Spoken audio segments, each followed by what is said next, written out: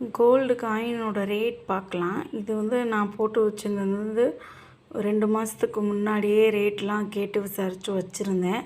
ஆனால் இன்றைக்கி ஒரு 3 மாதம் கழித்து பார்க்கும்போது இன்றைக்கி கோல்டு ரேட் என்ன, ஒரு 3 மாதத்தில் கோல்டு ரேட் எவ்வளோ அதிகரிச்சிருக்குன்றதை மட்டும் பார்ப்போம். நான் கேட்ட அன்னைக்கோட கோல்டு ரேட் 5850. அது 22 கேரட்டோட கோல்டு ரேட்டு. ஜிஆர்டியில் 5845 ரூபா அன்றைக்கி ஒரு கிராமோட ரேட்டு. தங்கமயில 5735, பீமாவில் 5830, தனுக்ஸில் 6100 ரூபா.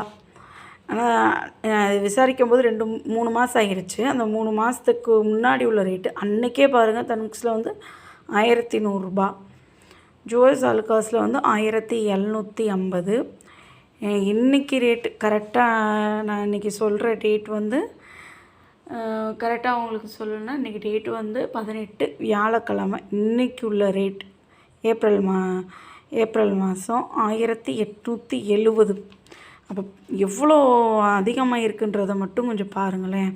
ஒரு 3 மாதத்துக்குள்ளே குறைஞ்சது 1500 கிட்ட அதிகமாக இருக்குது.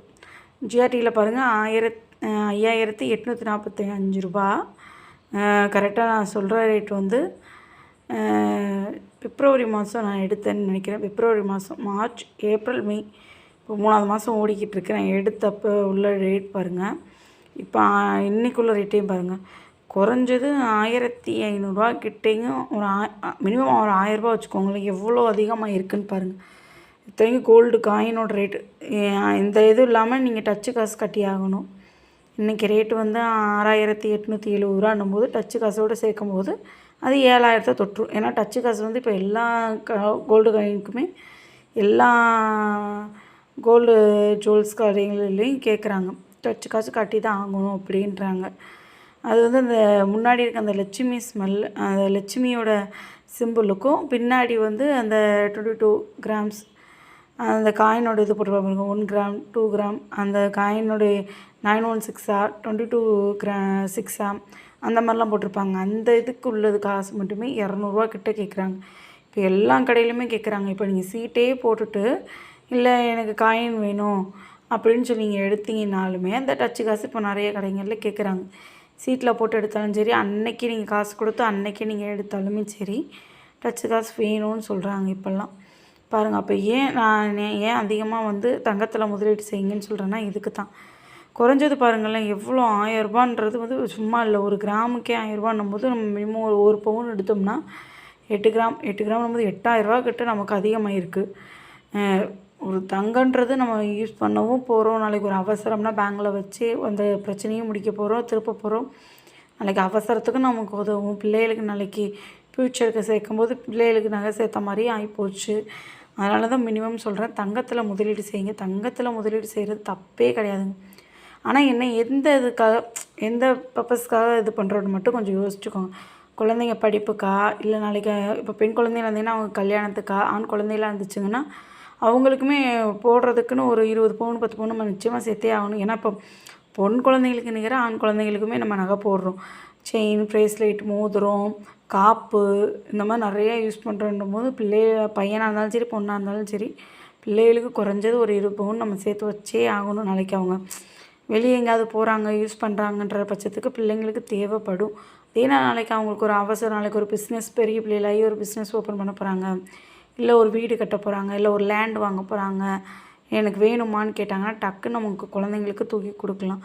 ஏன்னா நம்ம சேர்க்குறதே நம்ம குழந்தைங்களுக்காக தான். குழந்தைங்களுக்குன்னும் போது அவங்க அவசரத்துக்கு உதவும் நாளைக்கு இந்த பொருள் எல்லாமே.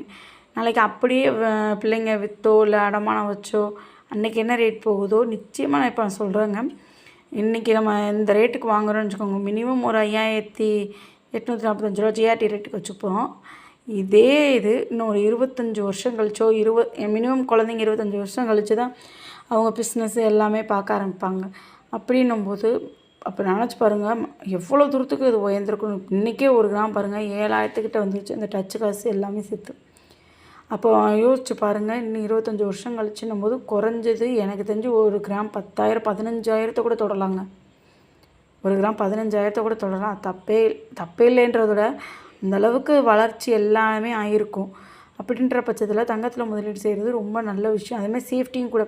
இப்போ ஒரு இடத்துல போடுறோன்னு வச்சுக்கோங்க, அந்த இடம் கரெக்டாக பட்டா இருக்கா, அதே நேரம் ஊருக்குள்ளே இருக்கா, ஊரை விட்டு வெளியே இருக்கா, அதை நம்ம பொழுதுக்கும் போய் வாட்ச் பண்ணிக்கிட்டே இருக்கணும். இடம் வாங்கி போடுறது பெருசே இல்லைங்க. இடத்த பாதுகாக்கிறது ரொம்ப பெரிய விஷயம். இப்போல்லாம் இடம் வாங்கி போடுறதோட அந்த இடத்த பாதுகாக்கிறது தாங்க பெரிய விஷயம். ஒரு வருஷம் போகாமல் தான் வச்சுக்கோங்க, இன்னொருத்தவங்க வீடு கட்டி அந்த இடத்துல குடியே போயிருந்தாங்க. அப்படின்னும்போது இடத்த வாங்குறதோட இடத்துல போடுற காசோட நகையில் போடுற காசு நல்லது தான் எனக்கு தெரிஞ்சு. இது நம்ம வீட்டிலேயே தான் வச்சுக்க போகிறோம், சேஃப்டியாக வச்சுக்க போகிறோம். ரொம்ப நகை சேர்ந்துச்சுன்னா அழகாக பேங்கில் போய் ஒரு லாக்கர் ஓப்பன் பண்ணி லாக்கரில் வச்சிடலாம். வீட்டில் ஒரு 10 பவுன் 15 பவுன் மட்டும் வச்சுக்கிட்டு மிச்ச நகையை போய் லாக்கரில் வச்சிட்டிங்கன்னா என்ன சேஃப்டி. ஏன்னா லாக்கருக்கு ஒரு பேங்க்லேயும் ஒரு அமௌண்ட்டு கேட்பாங்க. 1 இயர் 6 மந்த் அந்த மாதிரிலாம் அமௌண்ட்டு வேரியேஷன் ஆகும். அது என்னென்னு கொஞ்சம் நான் டீட்டெயிலாக கேட்டு கூட உங்களுக்கு நான் சொல்கிறேங்க. ஆனால் வீட்டில் ரொம்ப நகை வைக்கிறது சேஃப்டி கிடையாதுங்க. அதே மாதிரி நகை ரொம்ப சேர்த்துட்டோன்றதுக்காக வீட்டில் நகையை வைக்கிறது சேஃப்டி கிடையாது.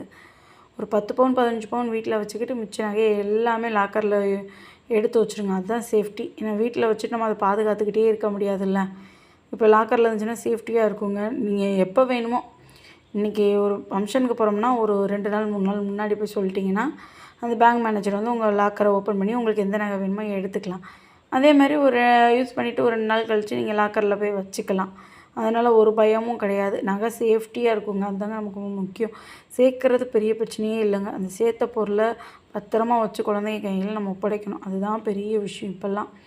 ஏன்னா நிறைய பேர் வீட்டில் நகை மிஸ் ஆகிறதுக்கு காரணமே அதுதான். நிறைய நகையை வச்சுருவாங்க. எந்த நகை இருக்குது எந்த நகை இல்லைன்னு அவங்களுக்கு தெரியாது. அப்படின்னும்போது எந்த நகை மிஸ் ஆச்சுன்னே தெரியாது. அதுதான் பெரிய பிரச்சனையாக வீட்டில் வரும். அதுக்கு தாங்க சொல்கிறேன், மினிமம் ஒரு 10 15 பவுன் வீட்டில் வச்சுக்கிட்டு மிச்ச நகையெல்லாம் லாக்கரில் வச்சுருங்க. இன்றைக்கி பாருங்கள் எவ்வளோ தூரத்துக்கு ஒரு கிராமோட விலையே அதிகமாக இருக்குன்னு நினச்சி பார்க்கவே மலைப்பாக இருக்குது. இனிமேல் தான் குழந்தைங்களுக்கு சேர்க்க போகிறோன்ற பட்சத்தில் சீக்கிரம் சேர்க்க பாருங்கள். ஏன்னா இருக்க விலை அதிகமாகுமே தவிர கம்மியாகிற மாதிரி எனக்கு தெரியவே இல்லைங்க. அப்படின்ற பட்சத்தில் தங்கத்தில் சேர்க்குறது நல்ல விஷயம். ஆனால் நீங்கள் காயினாகவும் வாங்கலாம். காயினாக சேர்த்திங்கன்னா என்ன காயின் வந்து பேங்கில் போய் வைக்க முடியாது. கரூர் வைசியால் வாங்குறாங்கன்னு நினைக்கிறாங்க. காயின் கூட அவங்க எடுத்துக்கிறாங்கன்னு நினைக்கிறேன். அன்னைக்கு ரேட்டுக்கு கரூர் வைசியாலாம் எடுத்துக்கிறாங்க. அது போய் நீங்கள் கொஞ்சம் விசாரிங்க. எடுத்துக்கிறாங்கன்னா நிச்சயமாக நீங்கள் ஒரு அவசரம், இப்போ ஒரு வீடு கட்டுறோம் இல்லை குழந்தைங்களுக்கு ஒரு படிப்புக்குன்னும் போது டக்குன்னு கட்டியே ஆகணும் போது டக்குன்னு போய் விற்றுக்கிறது நல்ல விஷயம் தாங்க. நான் அதுக்குன்னு நகை விற்கவே கூடாதுன்னு சொல்லணும். அவசரத்துக்கு விற்றுக்கலாம். அதுக்குன்னு சும்மா ஆடம்பரத்துக்காகவோ இல்லை ஒரு சும்மா ஆடம்பரம் செலவுக்காகலாம் விற்கிறது ரொம்ப பெரிய தப்பு நகையை பொறுத்த வரைக்கும். ஏன்னா செய்கூலி சேதாரம்லாம் கட்டி வாங்குறப்பெல்லாம் அதோட பெரிய தொல்லையே இந்த ஜிஎஸ்டி கட்டி வாங்குறோன்னும் போது இந்த நகையை முடிஞ்ச அளவுக்கு காப்பாற்ற தான் பார்க்கணுமே தவிர விற்கிறதுக்கு பார்க்கவே பார்க்காதீங்க. ஏன்னா அதுதான் ரொம்ப முக்கியம். ஏன்னா எடுக்கும்போது எவ்வளோ ஆசையாக அந்த நகையை எடுத்திருப்போம். ஒவ்வொரு டிசைனும் பார்த்து இப்போ ஒருத்தவங்களாம் இந்த டிசைன் தான் வேணும்னு சொல்லி ஒரு வாரம் வெயிட் பண்ணி அந்த ஆசாரிகிட்ட செய்ய சொல்லி வாங்கியிருப்பாங்க. அப்படின்னும் போது அந்த நகையை மோஸ்ட்லி விற்காதீங்க. விற்கணுன்ற அவசரம் வரும்போது பேங்கில் கூட போய் அடமானம் வச்சுட்டு கூட நீங்கள் இது பண்ணிவிட்டு கொஞ்சம் கொஞ்சமாக நகையை காசு கட்டி திருப்பிக்கலாம். முடிஞ்ச அளவுக்கு விற்க பார்க்காதீங்க. எனக்கு இன்றைக்கி இந்த ரேட் பார்த்தோன்னே வீரம் ஆயிடுச்சுங்க. எப்படி இனிமேல் குழந்தைங்களுக்கு நகை சேர்க்க போகிறோன்னு நினச்சாலே எனக்கு மலைப்பாக இருக்குது. ஆனால் சேர்த்து தான் நம்ம ஆகணும். ஆனால் முடிஞ்ச அளவுக்கு நகையை விற்காமல் அதை சேமிக்க மட்டும் பாருங்கள். அதுதான் நமக்கு ரொம்ப ரொம்ப முக்கியமானதுங்க.